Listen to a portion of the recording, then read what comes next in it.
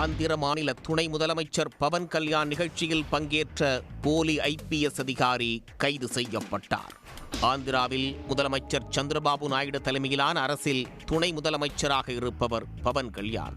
அவர் பார்வதிபுரம் மாமன்ய மாவட்டத்தில் கடந்த 2 நாட்களாக சுற்றுப்பயணம் மேற்கொண்டிருந்தார். அப்போது 41 வயதான பாலிவாடா சூரிய பிரகாஷ் என்பவர் பயிற்சி IPS அதிகாரியைப் போல் போலி சீருடை அணிந்து துணை முதல்வர் நிகழ்ச்சியில் பங்கேற்றார். பவன் கல்யாணுக்கு பாதுகாப்பு அளிப்பதைப் போன்று அவரை சுற்றி வந்தார். அடிக்கல் நாட்டிய இடங்களில் புகைப்படம் எடுத்து ஸ்டேட்டஸ் வைத்தார். அவரது நடவடிக்கை சந்தேகத்திற்கு உரியதாக இருந்ததால் அது குறித்து சிலர் புகார் அளித்தனர்.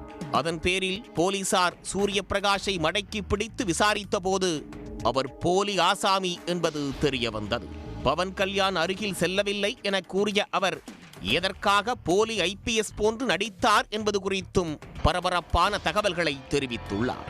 தமது தந்தை தட்டி ராஜேருவில் 9 ஏக்கர் நிலம் வாங்கியதாகவும், ஆனால் அது பத்திரப்பதிவு செய்யப்படாததால் அந்த நிலத்தை அடைய போலீஸ் வேடமணிந்ததாகவும் வாக்குமூலம் அளித்தார். இதையடுத்து போலி IPS அதிகாரி சூரிய பிரகாஷிடமிருந்து கார், அடையாள அட்டை, லேப்டாப், செல்போன் உள்ளிட்ட பொருட்களை பறிமுதல் செய்ததாக போலீசார் தெரிவித்துள்ளனர்.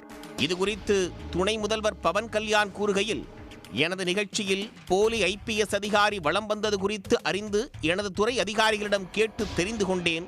எனக்கு மக்களுக்காக பணி செய்வது மட்டுமே தெரியும். எனது உயிருக்கு பாதுகாப்பு இருந்தாலும் இல்லாவிட்டாலும், பதவியில் இருந்தாலும் இல்லாவிட்டாலும் மக்களோடு பணி செய்வது மட்டுமே தெரியும்.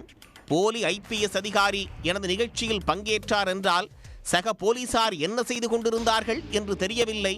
யார் வந்தாலும் இப்படித்தான் இருப்பார்களா? இதற்கு மாநில DGP, புலனாய்வு அமைப்பு, உள்துறை அமைச்சகம்தான் பொறுப்பேற்க வேண்டும் என்றார்.